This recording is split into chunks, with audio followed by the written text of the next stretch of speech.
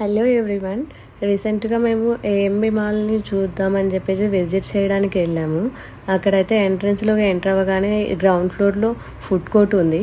Food court బయట snow కింగ్డమ్ది advertisement కోసం అని చెప్పేసి వాళ్ళు అవి పోలార్ బేర్స్ అవి పెట్టేస్తున్నారు. వాటిని చూసి మా ఆరాధ్య ఎగ్జైట్ అయ్యి ఎక్కేసింది. తర్వాత ఫస్ట్ ఫ్లోర్కి వెళ్దామని చెప్పేసి ఎస్కలేటర్ మీదకి ఎక్కాము.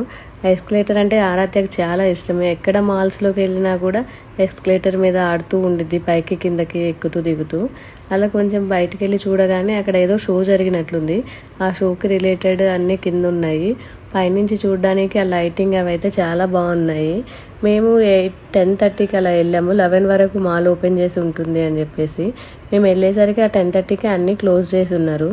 ఇక్కడ ప్లే జోన్ అయితే కనిపించింది. ప్లే జోన్లోకి వెళ్ళినా కూడా అవి కూడా క్లోజ్ చేసి ఉన్నవి. గేమ్స్ ఆడడానికి ఎలో లేదు. ఆరాధ్య సాటిస్ఫాక్షన్ కోసం అని చెప్పేసి ఎక్కి కూర్చొని ఫొటోస్ దిగింది.